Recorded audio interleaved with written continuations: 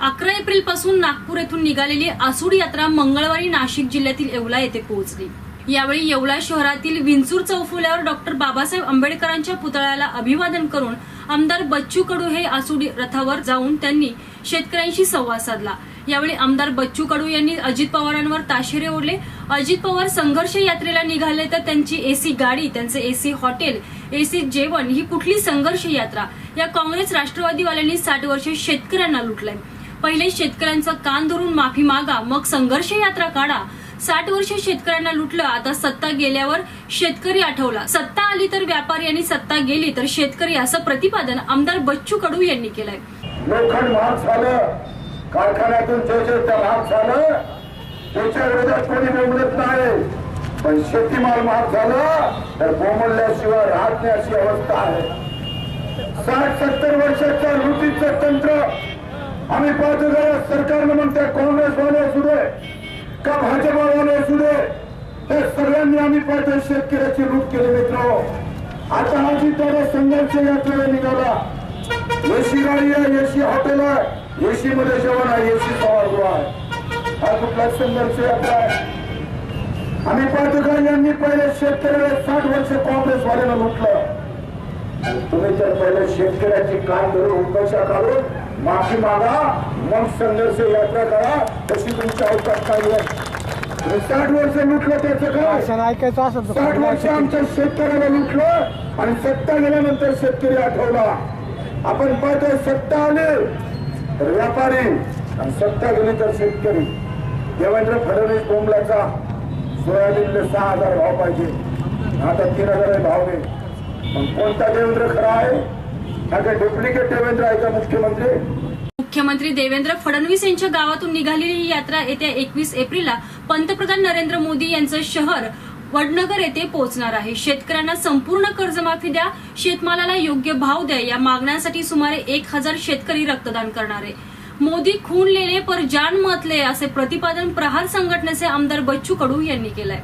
सन्माननीय मोदी साहेबांच्या गावात जाऊन 1000 शेतकरी रक्तदान करून मोदीजींना सांगणार आहे का आता रक्त लागलं तर घेऊन घ्या, पण शेतकऱ्याचा जीव घेऊ नका।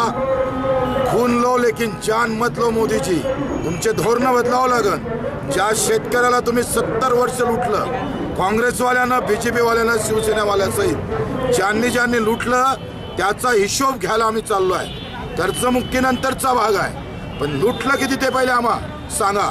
कांदा उत्पादक शेतकऱ्याला लुटलंय तुम्ही, तूर उत्पादक शेतकऱ्याला सोडलं नाही, ऊस उत्पादक शेतकऱ्याला सोडलं नाही, कापूस उत्पादक शेतकऱ्याला तुम्ही सोडलं नाही। आणि म्हणून या सगळ्या लुटीच्या विरोधात आम्ही पाहतोय का 7वा वेतन देताना तुम्ही विचार करत नाही, तर कर्जमुक्तीच्या वेळेस तुमचा वेळ आणि काळ कधी येतं ते या यात्रेच्या माध्यमातून आम्ही स्पष्ट मागणार आहोत। मी सांगतोय का एकाएकीकडे धर्मवाद, कट्टर धर्मवाद सुरू होत आहे आणि आता आम्ही या शेतकऱ्याचा कट्टरवाद सुरू करतो आहे। गर्व से कहो हम किसान है, या नवीन परिवर्तनाच्या नाऱ्यानं ही आसूड यात्रा मोदीजींच्या गावात जाऊन तिथं सगळ्यांना आम्ही मोदीजींना आव्हान ठोकणार आहोत का ही लुटीचं धोरण थांबवावं। शेतकऱ्यांची लूट जरी थांबले तरी शेतकरी सुखी होऊ शकतं, हे काळ्या दगडावरची रेष आहे। रामदेव बाबा यांची औषधं निर्यात करण्यास बंदी नाही, मात्र शेतकऱ्यांसाठीच निर्यात बंदी कशी, असा सवाल बच्चू कडू यांनी केलाय। धोरण काय होतं? या देशातला कांदा विदेशात विकायचा नाही आणि पाकिस्तानचा कांदा हिंदुस्थानात आणल्याशिवाय राहिला नाही। मग शिवसेनेवाल्याला मी विचारतोय, तुम्हाला पाकिस्तानची क्रिकेटची मॅच चालत नाही, कांदा कोण चालते? तो तर पाकिस्तानचाच आहे। आता फाटते का तुमची? हा, कुठे गेलं तुमचं हिंदुत्ववाद? अरे पाकिस्तानचा कांदा सगळे मुस्लिम लोक पिकवत, तो तुमच्या पोटात जातो तेव्हा दुखत नाही आणि क्रिकेट खेळणाऱ्याला हाकलता। कुठला विचार आहे तुमचा? मित्र, आम्ही पाहतोय दलबद्री आहेत सगळे। अरे कांदा जर पाकिस्तानामधून आणला नसता तर माझ्या शेतकऱ्याला 1 वर्ष तरी भाव भेटला असता। शेतकऱ्याच्या विरोधात आता तेव्हा यांचं पोट दुखत नाही। गरम कसायची होणार आहे। एक निर्णय घेतला केंद्रामध्ये का विदेशात आम्ही पाहतोय तूर विकू देता येणार नाही, निर्यात बंदी केली। शेतीमालावर निर्यात बंदी केली, कापडावर निर्यात बंदी नाहीये, पण कापसावर आहे, तुरीवर निर्यात बंदी आहे, बिस्किटावर नाहीये।